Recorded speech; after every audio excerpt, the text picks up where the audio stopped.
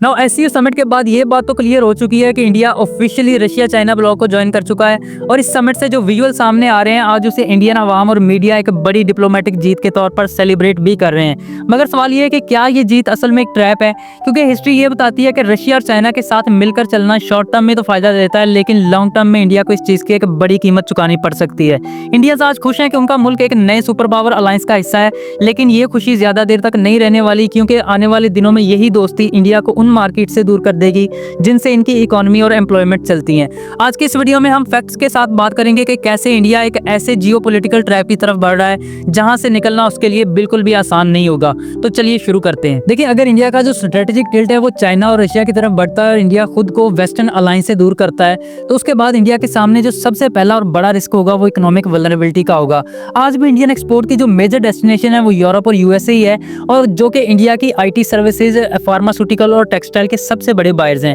और अगर इंडिया खुद को क्लोजली अलाइन करता है चाइना और रशिया के साथ, तो उसके बाद इन मार्केट्स के अंदर इंडियन एक्सपोर्ट पर टैरिफ बैरियर्स और नॉन टैरिफ रेस्ट्रिक्शंस में इजाफा हो सकता है। और इस चीज़ का ग्लिम्स हमें ऑलरेडी यूएसए ने इंडिया पर जो 50% टैरिफ लगाए हैं उसमें मिल चुका है, और डोनाल्ड ट्रंप अपने यूरोपियन एलाइज को भी कह चुके हैं कि वो भी इंडिया पर इन टैरिफ्स में इजाफा करे। आप ये आर्टिकल देखें, US nudging Europe to follow its lead, impose punitive tariffs on India. देखिए, अगर ये जो टैरिफ बैरियर्स हैं ये एक्सपेंड करते हैं तो उसके बाद इंडिया के अंदर लाखों जॉब्स जाएंगी और बिलियन ऑफ डॉलर्स की जो एक्सपोर्ट अर्निंग्स हैं वो भी रिस्क पर आ सकती हैं। इसका मतलब ये है कि शॉर्ट टर्म में तो इंडिया को रशिया से चीप ऑयल खरीदने का फायदा होगा, लेकिन इसके मुकाबले में लॉन्ग टर्म में जो एक्सपोर्ट की कमी की वजह से नुकसान होगा वो इसका डबल या ट्रिपल हो सकता है। इसके अलावा इंडिया जिस चाइना के साथ इकोनॉमिक टाइज बनाने की कोशिश कर रहा है उसका इकोनॉमिक लेवरेज का एक ट्रैक रिकॉर्ड रहा है। मतलब हमेशा से चाइना अपनी इकोनॉमिक पावर को दूसरे मुल्कों को प्रेशराइज करने के लिए इस्तेमाल करता है। इसकी प्राइम एग्जांपल ऑस्ट्रेलिया है कि जब ऑस्ट्रेलिया ने 2020 में कोरोना रीजन पर एक इंक्वायरी की मांग की तो उसके बाद चाइना ने ऑस्ट्रेलिया से वाइन, बार्ले और बीफ की इंपोर्ट पर रिस्ट्रिक्शन लगा दी थी।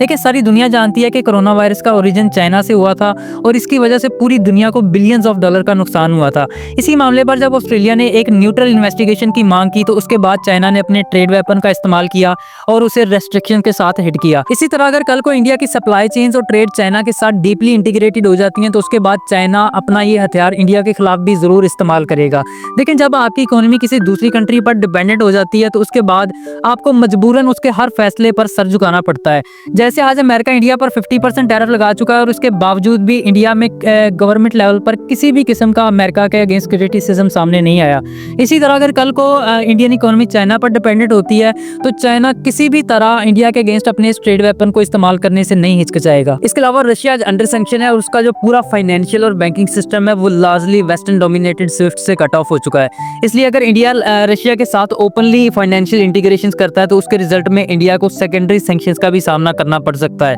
देखिए, ये जो सेकेंडरी सैंक्शन होंगी ये डायरेक्टली इंडियन बैंक्स और लार्ज कॉर्पोरेशंस को हिट करेंगी जो कि अपने वेस्टर्न क्लाइंट्स के साथ काम कर रही हैं। अगर इंडिया पर ये सेकेंडरी सैंक्शन लगते हैं तो उसके बाद चाइना और रशिया ही ऐसी कंट्री होंगी जो इंडिया में इन्वेस्टमेंट करने आएगी, क्योंकि उसके बाद दुनिया की कोई भी कंट्री इंडिया में इन्वेस्टमेंट लेकर नहीं आएगी। ईरान एक ऐसी कंट्री है जो कि एक लंबे अरसे से यूएस सेकेंडरी सैंक्शन का सामना कर रही है और आज आप देख लें कि उसकी इकोनॉमी और करेंसी कहाँ पहुंच चुकी है। अगर इंडिया पर भी ये सैंक्शन लगते हैं तो उसके बाद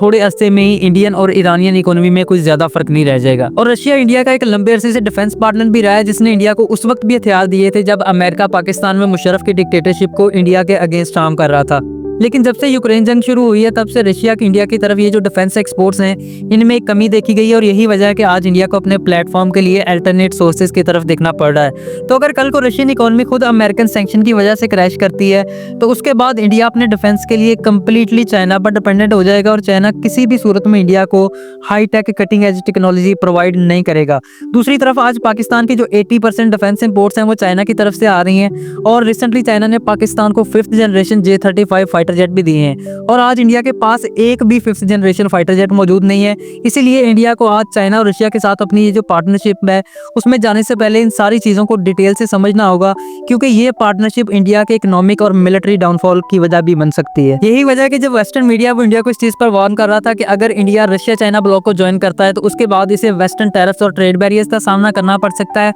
और हो सकता है कि ये पार्टनरशिप इंडिया के लिए एक ट्रैप साबित हो। लेकिन जो इंडियन इकोनॉमी है आज वो अमेरिकन टैरिफ्स के बावजूद ग्रो कर रही है और इवन पहले से ज़्यादा कर रही है। अप्रैल से जून तक जो इंडियन जीडीपी ग्रोथ थी वो 7.8% रही, जो कि लास्ट क्वार्टर से भी ज़्यादा थी। इकोनॉमिस्ट जो हैं वो यहाँ पर ये एक्सपेक्ट कर रहे थे कि क्योंकि अमेरिका ने इंडिया पर 50% टैरिफ लगाए हुए हैं, तो इस क्वार्टर में जो जीडीपी ग्रोथ है वो 6.7% तक ही रहेगी। लेकिन अनएक्सपेक्टेडली इस जीडीपी ग्रोथ में 0.4% का इजाफा हुआ और ये जो जीडीपी ग्रोथ है ये ट्रंप को बिल्कुल भी पसंद नहीं आ रही, इसलिए उन्होंने कल इंडिया पर एक मरतबा फिर से अपनी फ्रस्ट्रेशन निकाली और ये कहा कि इंडिया ने उनको ये ऑफर की है कि वो अमेरिकन वुड पर जो टैरिफ है वो 0% कर देंगे, लेकिन उन्होंने इंडिया की ये ऑफर एक्सपेक्ट नहीं की। लेकिन जो ट्रंप हैं वो ये एक्सपेक्ट कर रहे थे कि मैं इंडिया पर टैरिफ लगाऊंगा और मोदी भागकर मेरे पास आएगा और एक ट्रेड डील की रिक्वेस्ट करेगा। लेकिन इंडिया ने अमेरिकन टैरिफ के अगेंस्ट जो रेजिलियंस दिखाई है और चाइना और रशिया ब्लॉक को जो ज्वाइन किया है, इस चीज ने अमेरिका को बहुत ज्यादा फ्रस्ट्रेट किया है। इसके अलावा जो इंडियन जीडीपी ने ग्रोथ दिखाई है उसकी एक वजह ये भी है कि जो इंडियन इकोनॉमी है वो एक्सपोर्ट ओरिएंटेड नहीं है,